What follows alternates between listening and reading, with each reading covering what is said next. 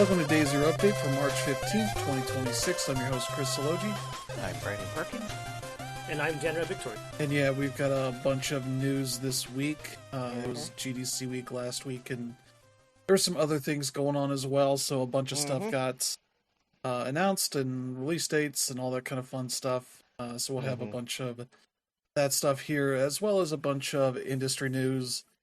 And luckily, most of this that's the win for this week. We'll see how things go in the future, but at least the Ides of March are going well for us today. But we'll talk about what we've been playing before we get to the news, and I'll kick it off here. I've been playing some MLB The Show 26 this weekend, playing the deluxe edition, so I get to play it on Friday instead of waiting until I forget Monday or Tuesday.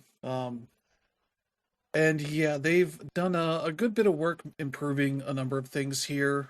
They've changed up the most of the interface for the Diamond Dynasty mode, which is their, Ultimate Team mode. Mostly good on there. There's a few things that I'm like, who the fuck approved this? So like when you go to submit cards for collections, you could also sell duplicates from that screen, but you can no longer do that here. If you have not submitted the card and locked it in, you can sell from there, but otherwise you can't get to that screen, and that just seems real dumb. So if I get duplicates, I have to go back to the screen where you look at all of your players, essentially like your card binder, essentially, and do it through there, which is not the way I would go, but they've done that. They made it easier to submit cards.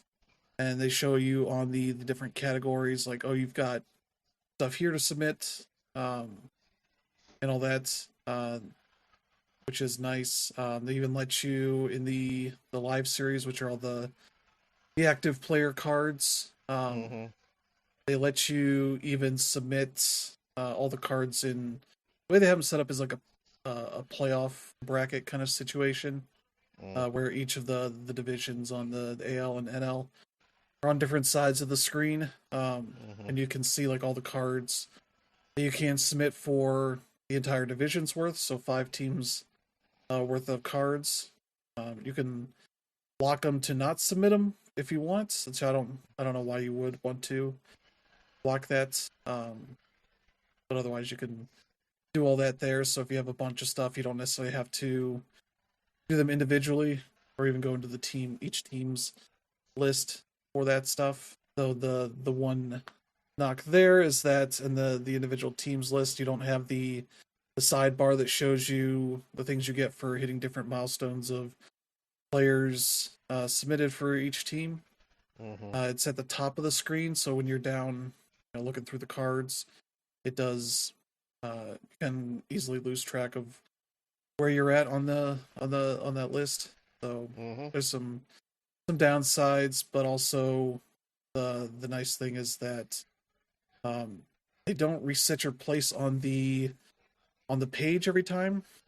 So if you were like submitting cards in previous years, you submit one card, it would reset you back to the top of the list, and you'd have to scroll the way back down, which would be more annoying on things like the uniform list for those things where you're submitting minor league teams, where there'd be like 200 cards, and so you'd be at the top and have to go all the way to the bottom and find ones to submit there, and you'd have to keep getting bumped back up to the top and then scroll back down again, which would be very annoying, and they've fixed that here. So it just returns you back to where the card you were highlighting before, which is great.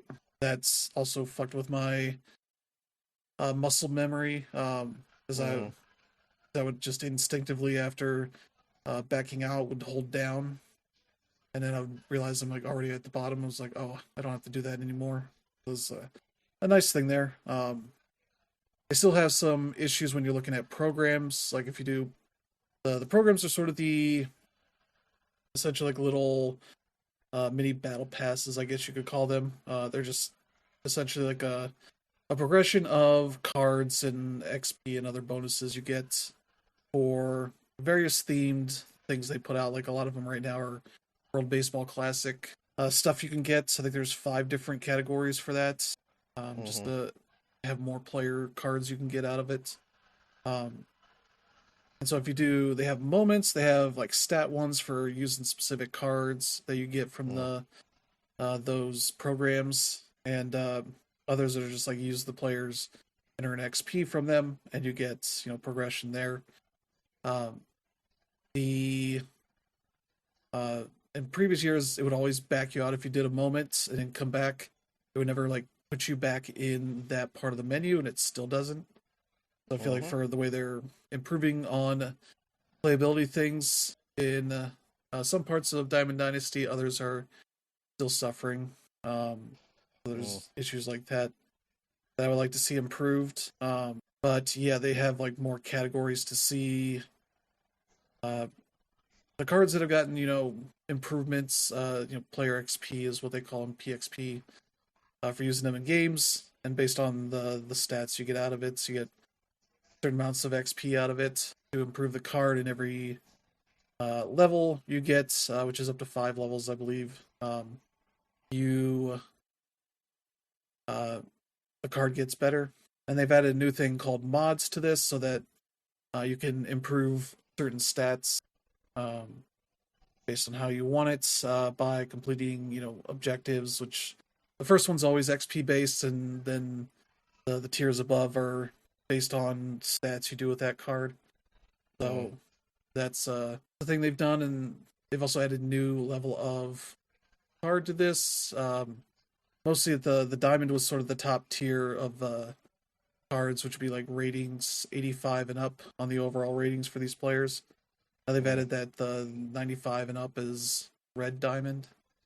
So Mhm. just adding like a new thing to differentiate the top tier cards versus the rest that are still very good cards and probably the ones you want in your lineups. Mhm. Um, Otherwise, there's not really too much else they've done for Diamond Dynasty. Yeah, it's no real new like modes or anything in there. Mostly like UI stuff that is good to have. Let's see, I've been mostly playing a Road to the Show.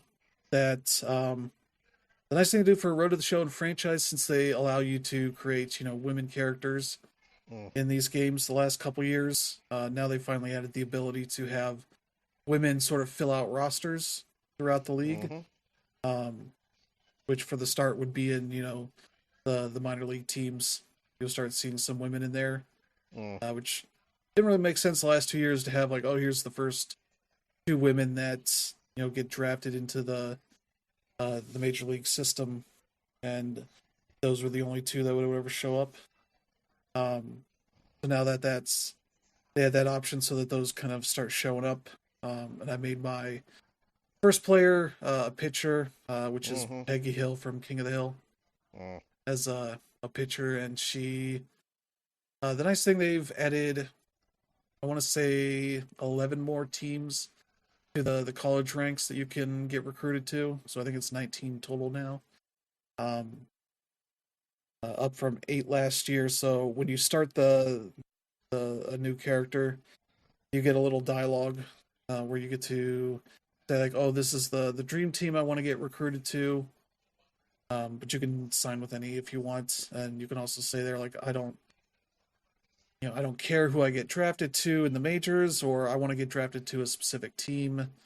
And I believe before you do go to the draft, you can get you can probably say, "Oh, I don't care, or I still want to get drafted by that team." But for this one, I just let whoever. Which Mhm. initially coming out of high school, I got drafted by the St. Louis Cardinals, and I was like, they suck, so I don't want to. I'm going to go to college. Went to Texas and got drafted again. You get a chance before your junior year to go get drafted, and I did that and got drafted by the Washington Nationals, who probably even worse. And I was like, whatever. I'll just move on to that. And that's kind of where I'm at right now. I'm in May. I think Mhm. middle of May or late May. A good bit into the season, and it's definitely a bit more challenging than I would say last year's was. I'm not Mhm. striking out players as easily as before. I would say like in the past few years, like you can, if you're good at the pitching mechanics, you can just start destroying people pretty quickly, even though your stats are not very good. And now it seems like they've improved that part of it to kind of make it a bit more of a challenge. Where I've gone through like an entire month without getting a win, not because I'm losing, but more either not going the distance on the. I think you have to get at least for what they're doing here, like get at least 5 innings to qualify for the win. Um, I'm either getting pulled out after 4 innings because there's. It seems like they've got like a hard pitch count that they want you to uh, stick to. So some games I Mm-hmm. get pulled out early. Sometimes I don't. It's mostly like the bullpen not keeping leads or things like that. So that's kind of the only issue. But the new thing they've done here is that there are more goals. Kind of add more goals of get 3 wins in a month or hit this many strikeouts in a month or Mm-hmm. this level of ERA or WHIP or whatever stats for that stuff. Like I just got into the top 100 prospects list, and so it's like become your team's top rated prospect is one of the goals, and more stuff like that to work on. The one that persists is one that's like you need to get to 65 overall rating, which I'm at 60 or 61, I forget. Um, I've still got a ways to go on that, but much like in previous years, you would have stats you can upgrade as you get tokens, and you get tokens for completing based on how well you're pitching, and also getting like dynamic challenges in the game, where they give you like an option of like, oh, what do you want to do for this inning? And it's like, oh, I'll strike out everybody, strike out the side, or I'll just give up no runs, but strike out 2 people, or I'll just make sure there's no runs and get out of this inning in less than 15 pitches, kind of stuff for different amounts of rewards and all that kind of stuff. And you run into like really good players that they call boss challenges that will give you similar like, how do you want to handle this player, like what kind of which is nice. The new thing they've added this year, which is in place in the major leagues, is the ABS system, which is the automatic balls and strikes system. Essentially, you can challenge any pitch location that's called by the ump, and if it's and it does like an almost instant um, review of it that shows like, oh, this did hit the like corner of the box, so it's a strike, or you miss it and it's a fail. And if you get it right, you get to keep the 2 challenges you've got. If you fail, you lose one of them. So it's kind of got a limited mechanic there. Um, so that's pretty cool to see. I've had some games where I got like 4 or 5 of them right. But in response to that system, they pull um, the batter's box UI off the screen as you're pitching, so that you don't have it up to be like, oh, I definitely hit that, but they called a ball. It's like give you a little bit of um, guesswork there for that. And you have like a few seconds to call for the challenge. But it does result in a fun little mechanic or animation where you see the pitcher, the batter, like tapping their head a couple times. You're like, hey, I'm challenging this kind of thing. So that's a nice new mechanic for the game. Mm. Um, but yeah, that's kind of largely what's there for Road to the Show. Oh yeah, the other nice thing is the side character you had in the previous 2 games when you played as a woman was a woman named Mia Lewis, and here she shows up again, but she's not like another player trying to get into the league. Like the last 2 years, she is retired Mm-hmm. and become like an agent for other women players. So you kind of you know she kind of recruits you early on in high school and is like guiding you through the draft process and college process and all that. Mm. So that's like a nice little story evolution there for her. They also let you enter in the name for player you had in one of the previous games. Uh, to have them be also like a legend that gets mentioned but never shows up. Which last year I also did Peggy Hill, so I was like, I just put Laura Croft because I was like, whatever, it doesn't really matter. But then they just occasionally just talk about Laura Croft, and I'm just like, all right, this is pretty funny. Um, so yeah, franchise mode I don't think has changed too much for major things. Like a lot of it's in like off-season stuff for like negotiating player, free agent contracts and such, all of that kind of stuff. So I haven't really gotten to any of that just yet. They've also kind of added a little bit, I think, to the simulation system, but it seems largely the same as last year's, where you can say like, "Hey, I don't want to play, all 9 innings of every game. Mm. Just let me come in for the latter half of the games or whatever." For that, you can kind of fine tune some of that stuff. But like Road to the Show, you can also have women prospects start showing up in the minors, so that's pretty cool. But yeah, that's pretty much what I have to say about MLB The Show 26 so far.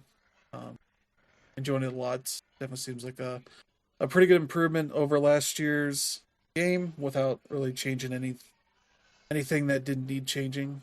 So there's Mm-hmm. that. Let's see. I just finished my review for Blossom: The Seed of Life. That should be going up at some point here.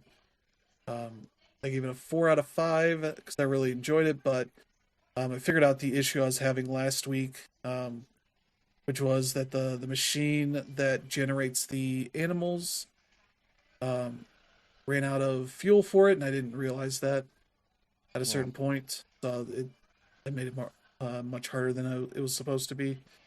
So I ended up reloading an older save and kind of um, redoing that whole process, which worked out fine once I let it go. But as I say in my review, kind of the latter half of the game is kind of just a tedious experience because you're just, or at least I was, just sitting around feeding these machines, fuel or whatever, and just watching bars go up instead of really doing anything, um, any like real building or anything. For the most part, is just the pace you have throughout the first part of the game is kind of much quicker and much more like spinning plates. So just keeping these things going and checking on everything and making sure everything's working right as you're progressing through the game. Kind of once you start getting to the end game part of it, you kind of end up with a bit of tunnel vision. Mostly by design for the way the game's designed, as you kind of no longer have real. All your systems should be sustainable and no longer need you to check up on them too much. So Mm. at that point, you're just kind of watching these bars fill up, and it's a little less exciting of a way to progress the crafting part of this game. But yeah, it also still looks silly with the rest of the animals running around, where I'd have pigs and tigers and elephants running around. They just run around haphazardly, so sometimes they would just. I had a screenshot of a pig standing on a wall because it didn't know what to do. Or seeing like a tiger like running around in circles because all it needs to do is just move around, that kind of stuff. But really enjoyed it. It's still really fun.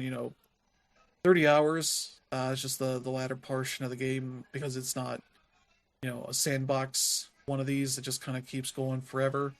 Mm. Um, it doesn't really have a ton for you to do besides just work towards the end in the last like 10 hours of the game. Mm.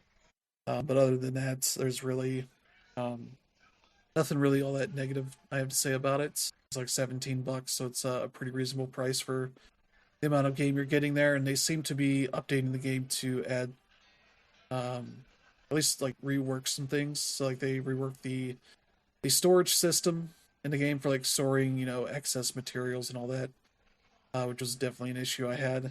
Um, 'Cause essentially like you have this little like shelf that has 6 slots that you walk up to it and hopefully highlight the slot that you want to put something in, and hopefully um, it highlights the thing on your backpack that you want to put in there. Otherwise, you have to hit some buttons to scroll through the things on your backpack to organize things correctly. now I think it brings us up like a do that more directly instead of moving your character around to highlight the right things. Which at the point I was at in the later portion of the game meant I was just throwing shit on the ground because I didn't want to uh, deal with putting things that aren't important in organized places. And then they added a recycling machine, which is definitely a thing I needed because I had a bunch of shit that I had made for different machines, and when you break down a machine, it just gives you those um, crafted items that makes it, and you have no way to break it down. So if it's not something that gets used for a later recipe, it's basically useless at a certain point.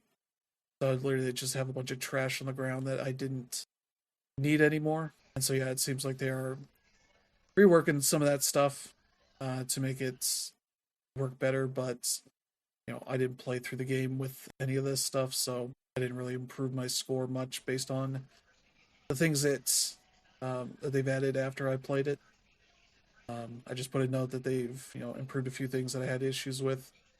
So if that's better for the people that are playing it, after. But yeah, like that a lot. It's a really nice kind of linear survival crafting game. And then the last game I have here is Hell Is Us.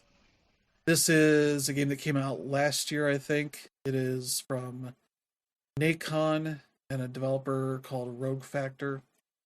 And it's kind of a really interesting action adventure kind of game. So you are somebody who's from this weird land that is sort of off limits, I guess. I'm still learning sort of the story stuff, but you're from this area called, I think it's like Hadia, something like that. And you left when you were younger, but have sort of snuck back in after there's this war that's going on. There's like a civil war going on. You've sort of snuck your way back in to try to find out, some things that, you've got going. You got mysteries, and like it really has some interesting ways of dealing with this like investigational stuff that is going on. And yeah, it's kind of presented almost like a like a mystery board of like red string connecting things, all that kind of stuff. You talk to people and you kind of get data points that get added to this thing in your pause menu. And as you learn more, it kind of adds more details and all that kind of stuff. And eventually, as you're getting notes and talking to people and learning more about things that are going on, you start solving some of these mysteries. And along the way, there's like combat to this, and it's kind of a little bit action game, but also a little bit Souls to it. Um, I've not died yet in this. I've only played a couple hours, but you run into these weird, like blank enemies that are kind of look like, yeah, like a big play humanoid kind of looking guy, like real gray, but they have like a big hole in their face. And as you're fighting them, you're killing a bunch of them. Some of them have like this weird like red aura that comes out of them that you also have to fight. So it's kind of an additional like enemy thing to worry about. Um, where I'm at, I have like two different weapons. I have a sword and have like a dual dagger kind of weapon that I can Mm. fight with, and I can swap between them. And the weapons level up. You don't level up as far as I've seen so far. But yeah, I'm not super into the combat yet. But it does have options for making the combat easier if you don't want that to be the focus of the game for you. It's like I like the investigation, exploration kind of stuff. Where I might have come back. I don't know if it's his hometown or somewhere nearby, but find a guy who's like, "Oh yeah, you're not going to be able to get there by foot. You need to find a vehicle." And it was like, "Oh, the soldiers here had an APC nearby." It's like you need to go through the woods here, and I set up these chimes for my kids that always got lost, and so you follow the chimes going through the woods to know that you're going the right way. And you eventually happen upon where the soldiers were, and you find one who's like nearly dead. And you help get a med kit for him. And he gives you the key to get into this like underground, like underground bunkers that I guess the rest of his team was in. But Mhm. the way you kind of figured out how to open the doors, you had to go like up these ladders and find this little like ruin that has a puzzle in it that I happened to just randomly solve without noticing that there was a sign nearby that tells you like it's like three symbols you need to fill out on this thing, and has a sign that tells you two, and if you look around, you find a third piece that fell off at some point. And I just happened to find the two and um, guess the rest, and that ended up working. Mm, That opens up the door. When you do that, and you kind of work your way down and start fighting some enemies, and there's safe stuff going on. There's no real bonfire system for the enemies or the combat stuff. So, but it's like save points you run into that are the thing there. But yeah, it's real weird to describe, but it's got some neat ideas to it. So mm, I've been enjoying this, and I got it on sale for about half off, like or actually about $20. Green Man Gaming on mm, Steam. So, but this is also on PlayStation, Xbox, and it's got some real neat stuff going on there. So, never recommend checking it out. Whenever it's on sale, at least. It sounds neat. But yeah, that's been pretty much what I've been playing. So, how about you, Brandon? well, as for me, I'm still playing Splatoon 3. I've got the I've sort of gone and sort of started focusing on the Grizco type stuff because there's currently there's like this thing going on called the Big Run that I think ends later on tonight. Where basically the Salmonids are like bursting in the city, and so it's your job to go out and get them, and you get like double the amount of points and stuff while doing it. Um, and essentially, after having like played the side order DLC, um, I kind of figured out like a lot of side orders, like major mechanics, kind of get its stuff from the Grizco stuff. Um, because a lot of the like enemy types are the same. A lot of the ways that the enemies manifest are the same. It's pretty obvious where they get a lot of where the guts of a lot of that DLC come from. Um, and it's also kind of funny to play because I've already played the campaign um, for Splatoon 3, and spoiler alert. The guy who's the head of Grizco kind of ends up dying at the end of that, so I have no idea who it is I'm actually talking to right now. But um, yeah, it's still a lot of fun. I'm still getting progressively better at it. Um, and honestly, I'm kind of excited for that spin-off game that's supposed to be coming out. Um, not too far away from now. But the other game I'm playing, and I'm actually getting pretty close to finishing it, is Mio Memories in Orbit.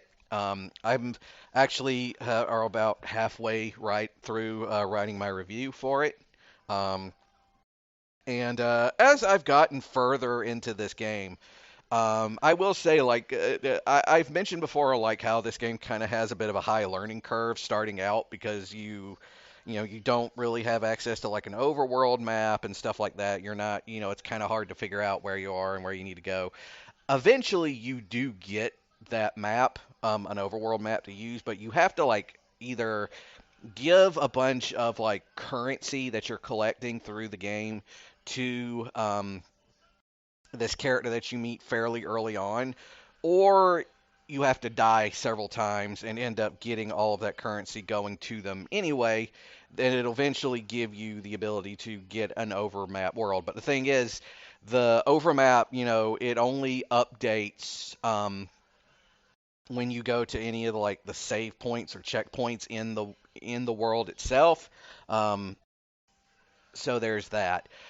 I will say though, here's this thing. If you're not like a hardcore platformer player, this game is really difficult after you get past the midway point because it gets to a point where like there is a lot of really precise platforming that is needed to get across some of these honestly really intricate courses, and you're gonna die a few times trying to figure out like the whole sort of layouts of some of these because they are not immediately obvious. Um, and there's a lot of like having to, because much like what happens with a lot of Souls-like type games, you've got a stamina meter.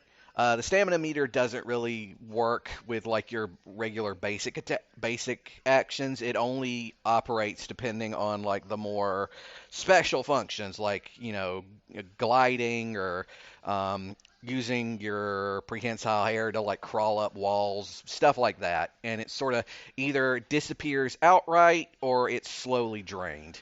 Um, and it gets really difficult towards the end. But like I said, I'm still got a little bit ways to go, and I still have the rest of my review to finish writing. But honestly, despite whatever complaints I might have, it's a really solid Metroidvania. So you know, uh, not necessarily going to not recommend it, but I will recommend it with the caveat that you have to be prepared to realize that you're in for a challenge. But yeah, that's what I've been playing. So Dan, what about you?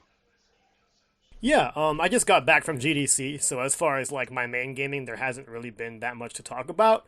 Although the last time I was on the show, the one game that I've gotten a whole lot of time in is Paranormasight: The Seven Mysteries of Hanjo.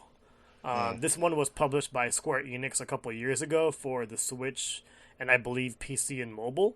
And they recently came out with a sequel a week after the last partner direct, which surprised a lot of fans of the series. And yeah, I actually never knew about it. So when I saw it, I definitely had some interest. I just didn't know if I had the time to pour into it. I pitched the review for the sequel to the SmashPad staff, and nobody bit. So I was like, all right, I'm gonna go ahead and try and take this on my own. So I went ahead and downloaded the first game, which was like $5 on the eShop. So I don't know if we're still at that price, but so far I would definitely recommend it.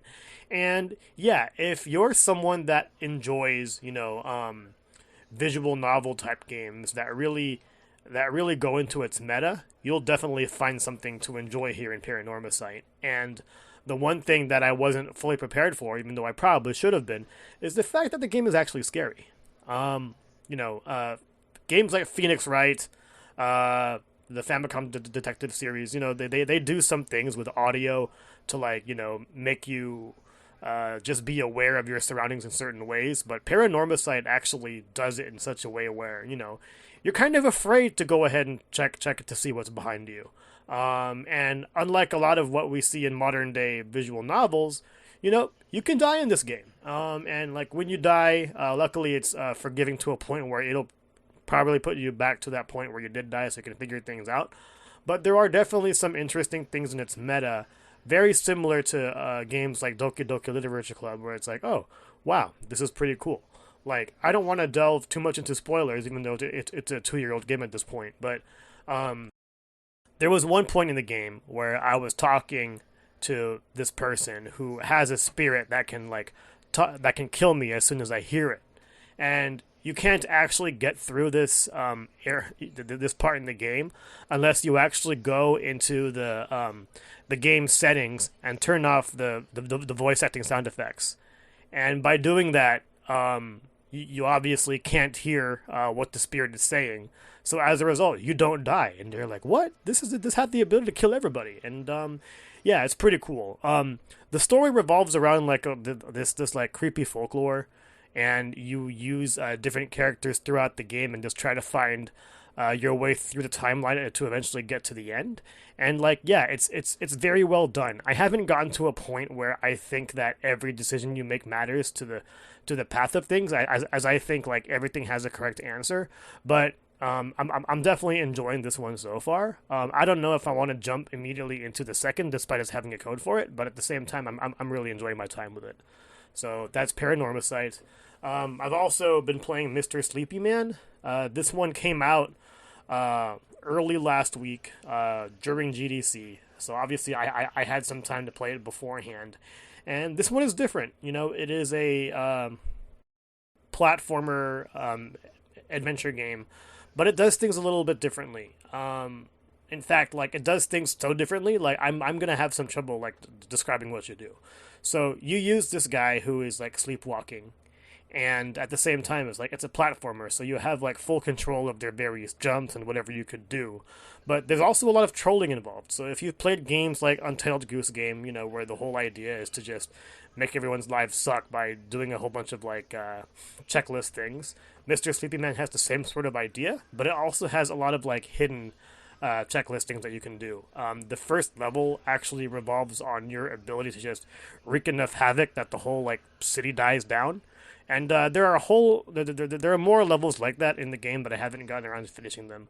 We're gonna have a review up on the site later this week, done by Michael Fertitta. But yeah, he should be able to talk more about that one. That's about it for what I've been playing. But I'm gonna go ahead and like talk about GDC for a little bit. For those people that have really looked into the changes of GDC over the past couple of years. It's been a bit of a controversial year for a bunch of reasons.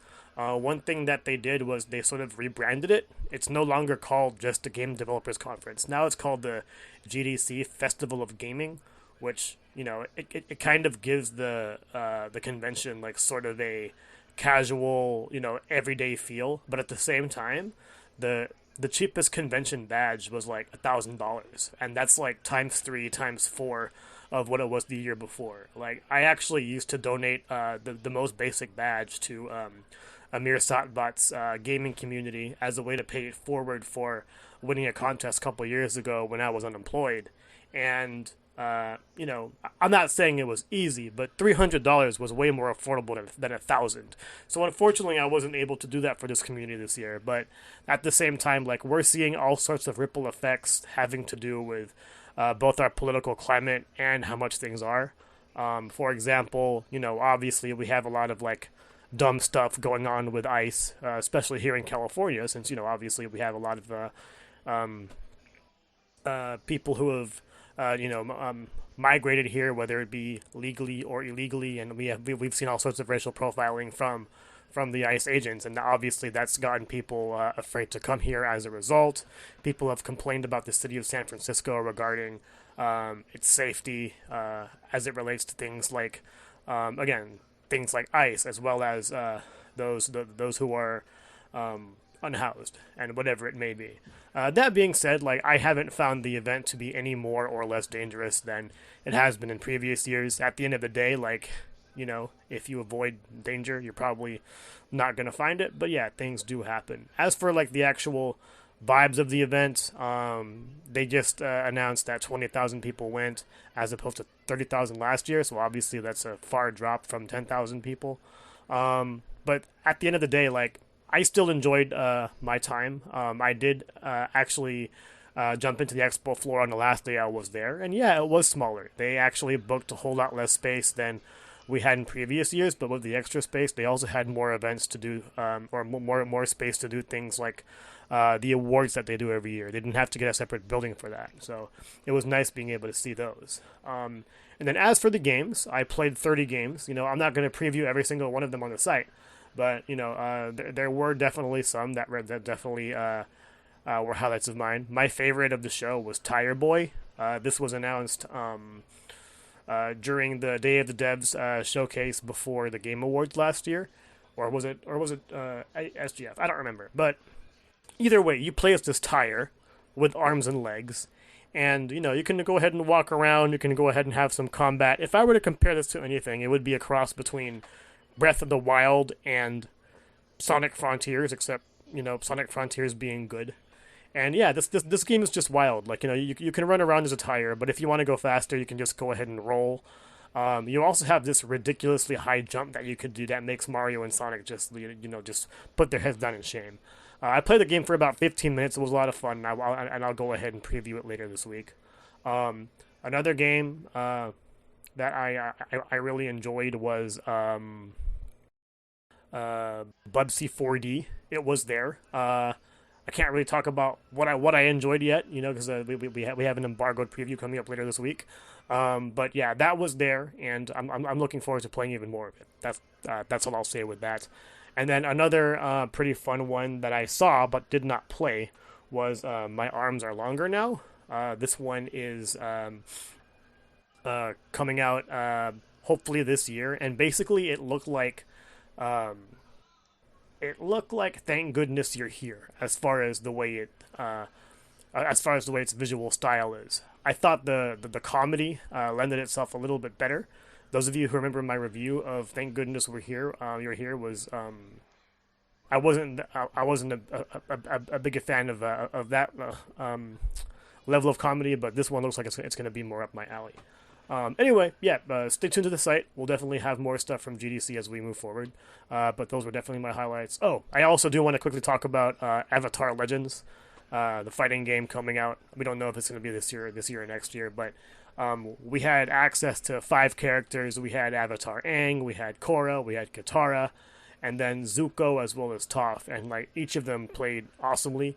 If I were to compare this to anything, it would be a cross between an Arxis fighting game and a good Marvel vs. Capcom 3.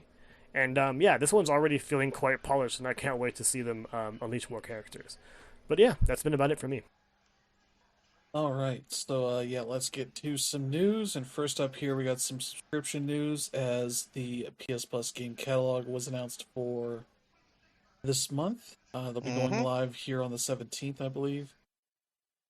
For the premium and extra tiers, first up here for PS5 is Warhammer 40,000 Space Marine. So you can check out the newest of the Space Marine games. That's supposed to be pretty good, so there you go for that. Also for PS5, Madden NFL 26. Mm-hmm. So we're in the off season of the NFL season, so you can check out that if you have not purchased it previously. So that's one you can look at. For PS5 and PS4, Persona 5 Royal, the ultimate version that has the big expansion added Mm-hmm. onto it. Um, then they also throw in here for PS4, Persona 5 Royal Ultimate Edition, Mm. which is Persona 5 and the Royal DLC. The specific differences. But yeah, for PS5 and PS4, there's Blasphemous 2. Mm. So you can get some more of a very depressing style of 2D action Souls-like kind of thing. So if you think things are too positive in the world right now, this is a game you should check out. So there you go for that. Yeah, for PS5, Metal Eden. This Mm-hmm. is a sci-fi FPS game, so if you want to shoot some stuff, that's one to check out. And then let's see. Okay, we got a couple more here for PS5. Lords of the Ring: Return to Moria. Mm-hmm. This is the kind of mining game. I think it is. Like you're building a yeah, survival crafting, building, exploring the dwarves and all that. So that should be pretty good. Mm. And then for PS5 and PS4, Astroneer, as I was talking about, Blossom, the Seed of Life. This is a game that game borrows heavily from, Oh yeah. especially the backpack, kind of largely influenced by Astroneer's backpack, with a little less going on there because like that Astroneer's backpack has like crafting stuff going on in it, but also the way that you have your little ship base and you're kind of building out, crafting different things to attach to it with your cables and all that. Mm. And you're also in that one, you're not terraforming a planet, you're just tearing through the ground and collecting elements and material Mm. and all that. And hopping between like a handful of different planets in that solar system to do the various things they have there. So I really like that game. It has a really great style to it. So that's one to check out if you haven't done so. And that's it for extra. For just premium, the classic tier, they have Tekken Dark Resurrection, the ultimate version of that game. That Mm-hmm. is the PS3 version. Just had like the movie and like some basic multiplayer stuff to do in there. And this one Mm. adds the a bunch of single player content to it. It says here story battle, quick battle, arcade battle, practice, Tekken Dojo, Tekken Bowl, Gold Rush, and a bunch of other extra stuff in Mm. there. So that's the one to check out for some more Tekken stuff there. Yeah, that's your lineup for this part of the month and some neat stuff. So Brandon, anything there you're going to check out? Definitely Space Marines too. Because I loved the other one, and definitely want to do that again. Also, probably Metal Eden as well. Because I just because I like the look of it, and I want to just give it a shot. I've heard that it plays well. I've heard so things about its writing, but whatever. Um, see, let me think. Um, I've already played Blasphemous 2. Um, yeah, I think that's pretty much it. Obviously, I could always do Persona 5 Royal again, but I've played both that and the original version at this point. So, How about you, Dinner? There really isn't a whole much here for me either. I'm not a Warhammer guy, so I can easily ignore Space Marine. Blasphemous 2 looks nice, but I don't see myself putting much time into that one. That Lord of the Rings game is actually I interviewed for that company, and I didn't get that job. Not playing that one either. And then Persona 5 Royal, I obviously already played that. Madden 26, it's pretty much a dry month. I will say Tekken Dark Resurrection is a game that I've never played before, so I might want to dabble in that. But So yeah, let's get to some other out or coming out soon. First up here, the Switch 2 launch title Bravely Default Flying Fairy HD is getting released on other platforms that are not the PlayStation, as they mm, came out in a bit of a surprise launch on the Xbox Series X and S and mm-hmm, PC. Um, seems to be $40 for the game. Might be on sale for 20% off for the launch on Xbox and Steam. To check those out, and mm. yeah, that's a solid way to play that. And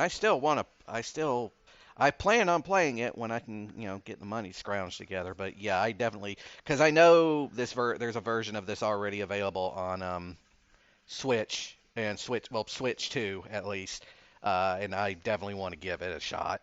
So yeah, there's that to check out. Let's see, yeah, coming up here later this month on March 27th is Marvel Maximus Maximum Collection. We knew that was coming out at some point weeks, Mm, but that is the Konami collection of various Marvel games that they put out on the arcades and NES. It's mainly highlighted by the X-Men, the arcade game. Probably most people their Spider-Man games on the Super Nintendo and Genesis, Captain America and the Avengers, and Silver Surfer, a few other games there. But yeah, it looks like it's going to be an interesting release here. They're going to be taking physical pre-orders, I believe, when it launches on digital. I assume maybe this summer or whenever that's ready. It's a collection you have to pre-order in a few weeks and then wait a while long. I don't think they have a date for that physical version. Yeah, there you go. all right. Then we got let's see, coming out not too long after that on April 7th is Sigma Star Saga DX. Mm-hmm. This is the sort of remastered version of the GBA kind of cult classic game Mm-hmm. that kind of mixes shoot 'em up stuff with like top down Zelda action kind of stuff Mm-hmm. in there as you're kind of switching back and forth, and are particularly like a human who's been brought into this uh, situation where you're kind of taking on alien stuff. The plot is, but you're kind of becoming one of the aliens Mm-hmm. uh, to infiltrate their empire and all that. I assume finding out that they're probably not as bad as your side thinks they are, Mm-hmm. and also finding out that your side is maybe not as righteous as you thought they were, Mm. and all that. But yeah, you're kind of going through a bunch of stuff there. Yeah, it was like a very ambitious game for its time on the GBA. Yeah. Definitely gonna keep an eye out for this one because this is like right up my alley. yeah, I remember when I first saw this game. When it came, was it Game Boy Advance that it originally came out on? I think it was Yeah, Nintendo Power where I saw like a review for it, but I couldn't find it in a store, so Mm. I never got to play it. So this might be a game I pick up physically, and then like just put it away, assuming that it does come out physically. And Mm. yeah, I don't know if I'll have the time to jump into it, but I am definitely interested by what. it seems like for this version they've improved the map, decreased random encounter rates, rebalanced the experience system, updated the script, and bugs from it. So seems like some good stuff there. So yeah, there you go for that. It's on the PS5, Switch, and PC. on April 7th. So there's that. And yeah, another game we've talked about a bit, Aphelion. This is the new Don't Nod game Mm-hmm. that looks like Space Uncharted a little bit. Mm-hmm. Um, this finally has a date on April 28th. Um, yeah, PS5, Xbox, PC. For that, I guess it'll also be on Game Pass if you have that for $30. Mm. It'll be for $30 on PC, 35 on console. So yeah, there's that. They also have a physical edition that'll be launching on PS5 in July. But yeah, this looks really neat. Every time I've seen video of this and whatnot, Mm-hmm. looks really interesting. So I'm curious to maybe get a chance to check it out. So yeah, Yeah. Yeah.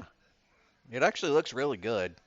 yeah. Um, and honestly, I've been wanting Don't Nod to do another action game. After the last two action games they put out were the second one especially was pretty good, but it sadly did not get the attention I think it deserved. And the one before that, Vampire, it was all right, but yeah, it looks good, and I'm glad they're doing an action game again. Yeah. Let me see here. Yeah, on Mario Day, Nintendo announced a date for Yoshi and the Mysterious Book, which will be May 21st. I believe this is Switch 2 exclusive. Yeah. Yeah. So this is the newest of the Yoshi games, kind of going the direction of presenting everything in kind of the style of a storybook, which is a neat style. I don't know if this is going to be as interesting of a game to play, but this Mm, gets closer to launch. But yeah, that's one to keep an eye on. mm, And then the last one here I have a story for is Sin Reloaded. mm-hmm. That'll be out later this year. No date on it yet. But it's coming to everything PS5, Xbox, PS4, Switch, and PC. This is a game that came out around the time of Half Life. And it was very much the question of which one's going to be the one that sets the new standard for first person shooters. And we all know how that ended. Yeah, some people were on the Sin side. Um, some people were on Half Life and were on Half Life side for that because I think was Sin the one that was uh, episodic? Or I'm Yeah, I thinking of a think it different one. was. Yeah, it was episodic. Yeah, Sin Half-Life. episodes. Yeah, Yeah, Half-Life was pretty much an all-in-one thing. I think this one ended up not doing that well, so they just kind of reworked it into kind of thing. But yeah, that will be an interesting one to check out Mm-hmm. as this is another night dive game. So Mm. yeah, that's one to keep an eye on. And yeah, anything there that you're looking forward to of these dated games? Well, like I said, Sigma Star Saga DX, definitely something I'm going to be looking on because that looks right up my alley, and I am shocked I did not hear about it back when it originally released. Um, Aphelion, also probably something I'm going to definitely look into because I still like Don't Know a lot, and I think game looks worth trying at least once. Yoshi and the Mysterious Book will probably be something I look into later on too, because it's another Yoshi game. Um, Sin Reloaded, I already played Sin back in the day. I don't need to play it again. How would you, Tanner? Yeah, these all look awesome in different ways. I've already played the Bravely Default Flying Fairy um, remake on Switch 2, so I'm not really trying to get it anywhere else. Marvel Maximum Collection is definitely something I have my eyes on. Adriana went to an appointment at GDC to play it, and I think they're showing PAX East, though we'll probably get code before then, so I don't know if that's going to be Phil reviewing that, but I'm looking forward to hearing what we hear. I already mentioned what we'll do about Sigma Star Saga. Thelian is not really my thing. Don't Nod really hasn't really hit the ball at the park for me in regards to their non-narrative exploration games. And Yoshi looks cool too. That's just typically not a game that I usually spend full price on. So we'll see. So yeah, let's get to games that were announced. Got one here, The Ninth Dragon, Hmm. which is a really interesting voxel based game set in 1980s Kowloon. It looks really interesting from the trailer I've seen for the way that it works. Yeah, it's kind of a beat 'em up sort of thing where you're taking down gang members, such. So yeah, it looks really really interesting. So that's one Mm, keep an eye on. The date for this one, but it's coming to PS5, Xbox, Switch, and PC mm, at some point. But that one looks really neat. There's Hoa 2. This is a game I played last year or the year before. It's a really fun kind of 3D puzzle platformer kind of thing. mm, Um, Seemed to do well enough that they're making a sequel. PS5, Xbox, Switch 2, and PC. Sometimes it looks like that. A pretty interesting game. Seems like mm, they're doing some more stuff in this, so that looks interesting. Because the first one was kind of just a 2D game. So there's that. And then yeah, this interesting game called Yerba Buena, which seemed hilarious with all the controversy around the Yerba Buena Gardens outside of GDC mm, that was going on.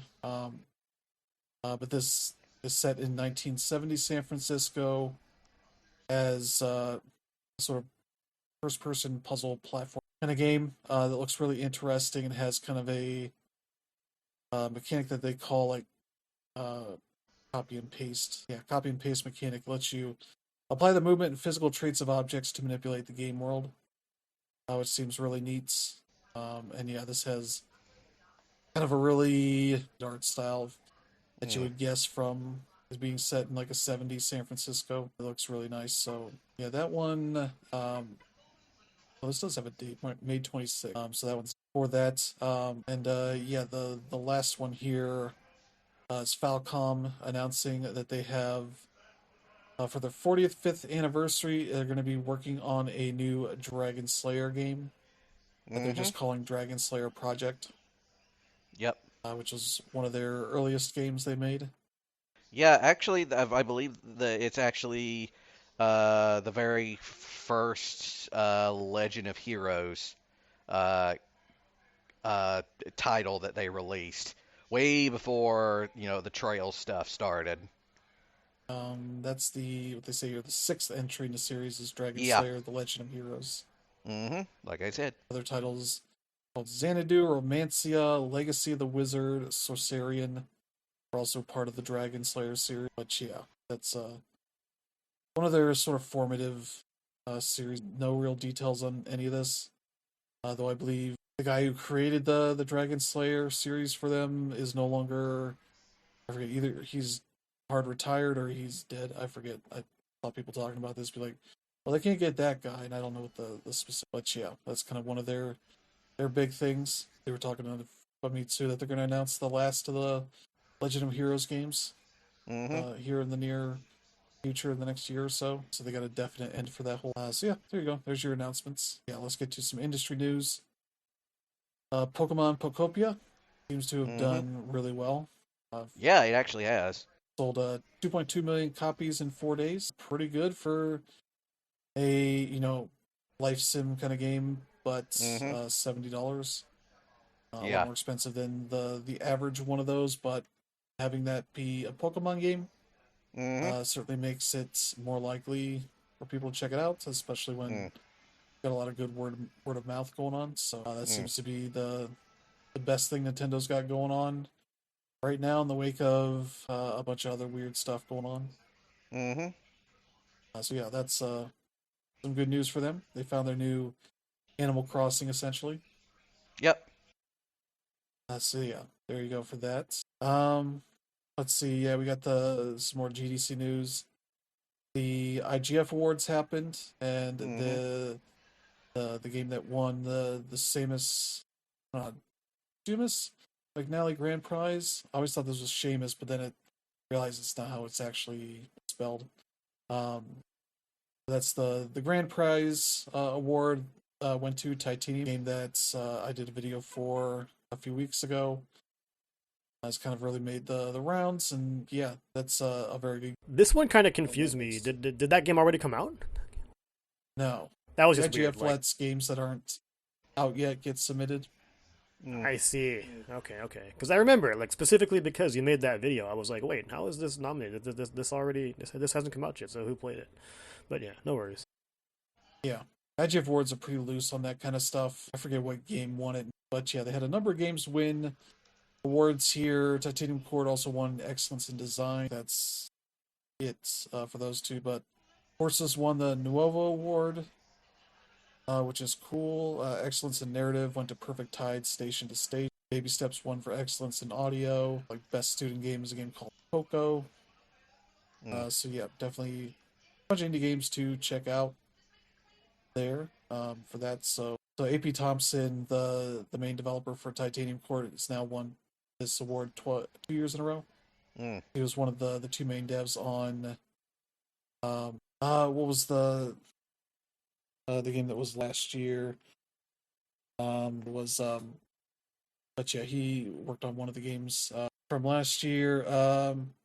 But yeah, this Consumi, he was one of the two main devs on that. So he was like, I'm just gonna repeat what I said last year, which is calling out the Trump administration for their cruelty, not only to immigrants and trans people, as well as their cruelty abroad, out in the Middle East and all that that's been going on. So it was a nice message to see. So yeah, there you go for that. We got some Nintendo news here. Go Real ahead. quick, since we're on Nintendo news, I wanted to rewind a little bit to Pokemon Pokopia, away from my desk for a little bit. So the thing about Pokopia selling 2.2 million copies in 4 days, that's a really big deal because again, the Switch 2 like just came out less than a year ago. There are about like 17 million of those in the wild right now, and considering that they've already sold like 12% of the Switch 2's population, is pretty crazy. Considering that I don't know if this includes both digital and physical sales, but as a lot of us know, the physical sale or the physical version isn't even really an actual physical version. You know, as the story says, it is a game key card. And this is actually one of the reasons why I did not get the game. I'm somebody that is not going to buy a game key card. Luckily, I was lucky enough to have a friend of a friend get it for me. I haven't played it yet, but it is what it is. But yeah, it's really interesting seeing how this it hasn't really changed the narrative, but it also made things, you know, um, well worth talking about.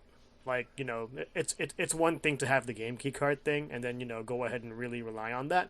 But at the same time, it's like okay, wow, the game is good. So like that kind of like pushes you the other way. So it's gonna be interesting seeing what Nintendo does from here on out because I believe this is the first like Nintendo published game to actually be a game key card, and this definitely would have sold as a regular card. So it's gonna be interesting to see. But yeah, like that's my 2 cents there. Congrats to Nintendo and Pokemon Company for getting that done. But at the same time, it's also just a blow to people who really wanted to keep things. But yeah, the other Nintendo news of the week is that the director of WarioWare, and I believe for most of the games in that series, Mm-hmm. Goro Abe, has left Nintendo. As of the end of February, he tweeted out saying, I retired from Nintendo at the end of February. From April, I'll be working as a professor at Osaka Electrocommunication University. I'll be affiliated with the newly established Game and Social Design Department. I plan to work on game-related research and development, so I hope to be able to interact with a wider range of people than ever before. Mm. So yeah, his final directorial, Mm-hmm. which was released a couple years ago. But yeah, made a big mark on Nintendo, making I would say maybe one of their best, especially with the original WarioWare. That is just one of the best games of all time. Oh So yeah. yeah, sad to see him go, but he's seemingly going to help teach and train the next generation of game designers. Cool. Yeah, like nobody thinks of WarioWare as like S tier series for Nintendo, but at the same time, they've consistently come out with really great titles. And the best thing about it is that they're mostly micro games, which means you can just go ahead and play them for 15 minutes and go ahead and be done that day, and continue to do so. So hopefully, we see more of that out of the. But at the same time, it's yeah. This is not a retirement, so obviously he's going to be working some more. So hopefully he does some good things. So yeah, hopefully he enjoys teaching life there. Oh yeah. But yeah, there you go for that. And next up, another industry legend, Shinji Mikami, has announced he's Mm-hmm. formed a new studio called Unbound. Mm-hmm. They'll be a fully independent company. PS5, Xbox, and PC games. Unsurprising. Mm-hmm. They have about 50 people already, hoping to staff up to with one of those people being a longtime collaborator, Masato Kimura, who worked on Resident Evil and Devil May Cry's games with him. Yeah, that'll be something we'll see. Something new from him in a handful of years. Doing now after leaving Tango Gameworks. Uh, almost 3. There you go. Yeah. Yeah, more Capcom related news. Mega Man Dual Override will no longer have the longtime Mega Man voice actor Ben Diskin as Mm-hmm. the voice of Mega Man, because it seems like they are going non-union for this game. Did not Yeah. offer him a union contract, a SAG-AFTRA union contract, as Mm-hmm. he put out there Yeah. on his social, saying, "With a broken Blue Bomber heart, I am no longer the voice of Mega Man. I was asked to Mm-hmm. return for Mega Man Dual Override, but only on the condition I work without the protections of a union contract." Mm-hmm. He went on to clarify that Capcom offered full AI protections and assured him that his voice would never be used for AI generated content, but said that wasn't enough for him. Mm. Saying the video game industry is facing record layoffs and a huge amount of uncertainty. I need a union contract to feel safe. So I guess as part of this, SAG-AFTRA sort of declared this but they basically say nobody in the union should be working on this game. Mm-hmm. Avoid it at all costs for that. So good work, Capcom. Yeah, seriously. Just some rough news for a game that needs all the good news they need. They Mm-hmm. can. There you go. And the thing is, this is not unheard of for Capcom. They've been doing stuff like this for a long time. It's one of the reasons why, for the longest time, the voice acting for the Resident Evil games was just so terrible. Yeah. Yeah. But also good in how terrible they are. Mm-hmm. This for like the Legends games. Yeah. Let's see. We got some Valve news. They got sued by the New York Attorney General Letitia James over Mm-hmm. gambling concerns for loot boxes in Counter-Strike 2, Dota 2, and Team Fortress 2. That they say unlawfully encourages minors to gamble. I know this is Valve.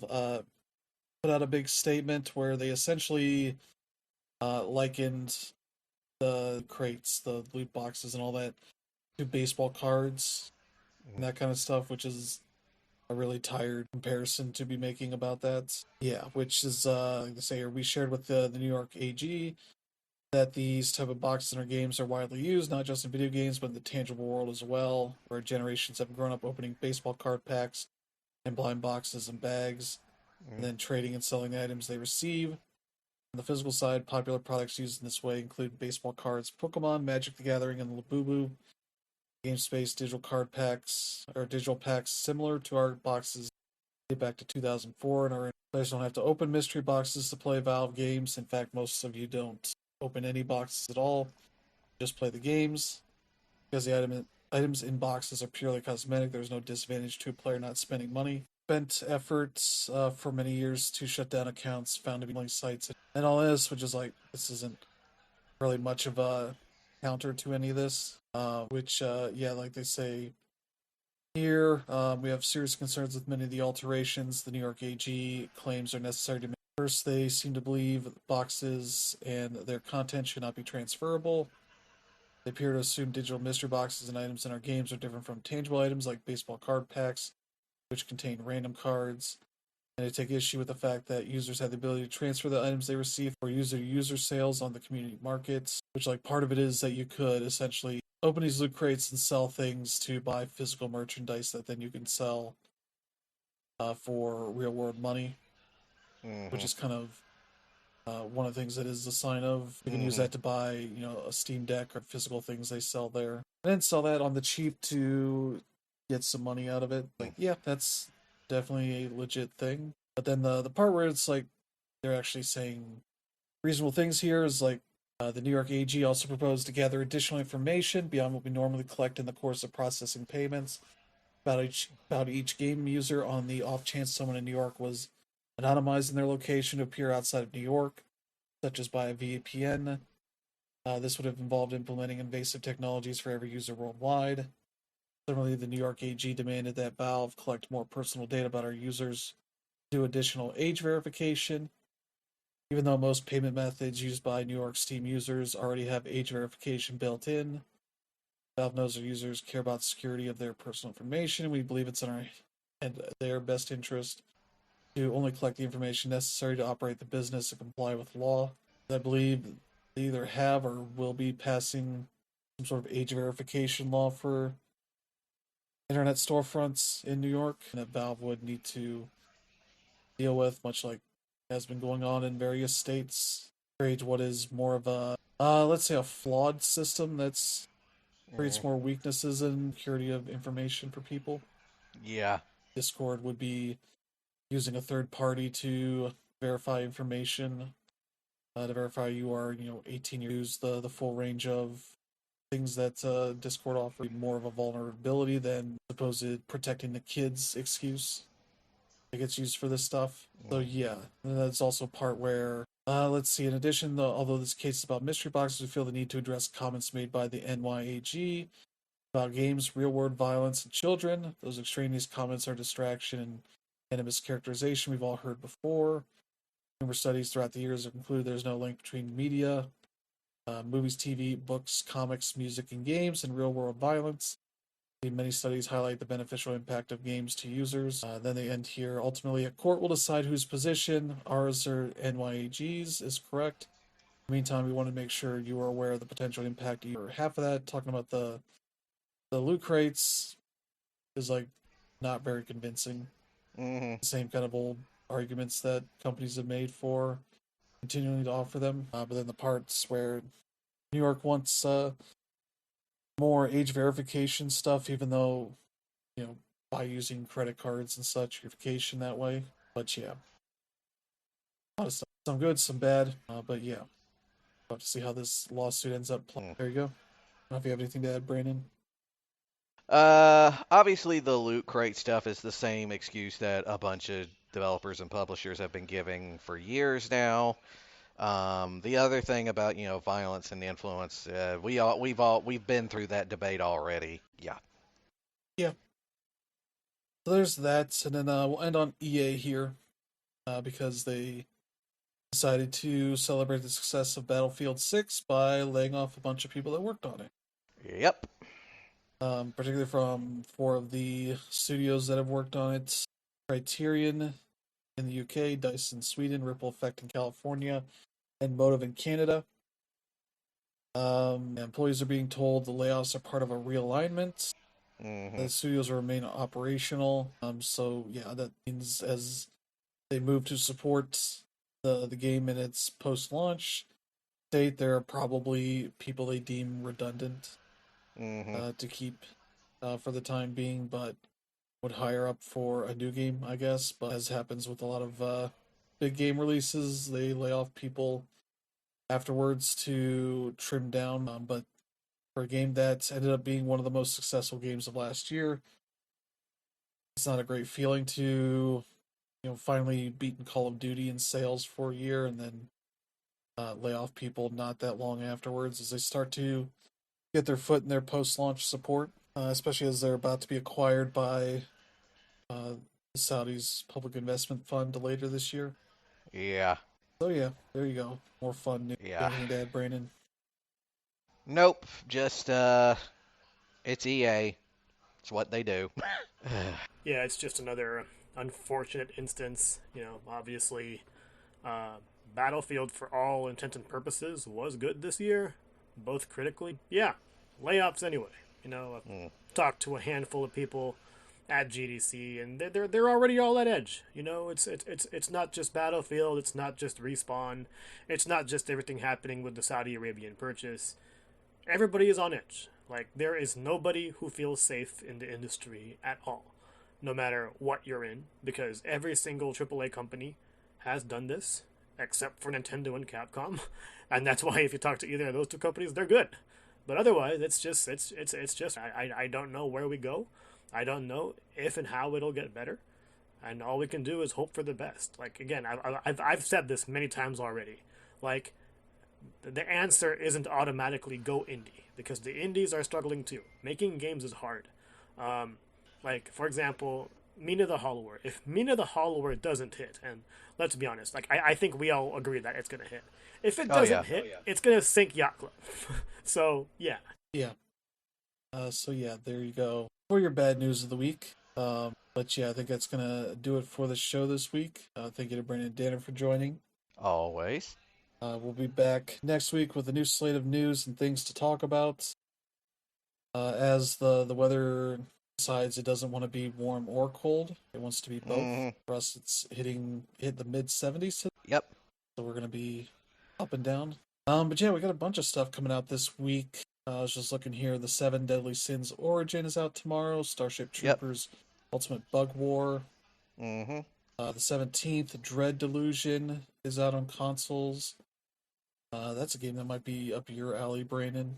It came out on Steam a couple years ago. It's Yeah. What was it? Dread Delusion. Ah. I've seen people liking it too. One of the old Elder Scrolls kind of games, Hmm. with maybe more of a PS1 aesthetic to it. Yeah. MLB The Show 26 is on the 17th. Thomas and Friends Wonders of Sodor. The Coin Games on the 19th. Crimson Desert. I see people write that down as Crimson Desert, and I'm like, no, that's something different. That's some Red Velvet. Death Stranding 2 on the Beach is out on PC. Dragonkin The Banished. Rushing Beat X, The Return of Brawl Brothers. Ghostmaster Resurrection on the 20th. So, yeah, a bunch of stuff coming out this week. So, yeah, if you enjoy the show, feel free to let friends and family know they should check it out and select strangers who Hmm. are also excited about a bunch of games coming. So, yeah, thank you all for tuning in. Hope you have a good week ahead. We will see you all next time. Have a good one. Bye. see ya.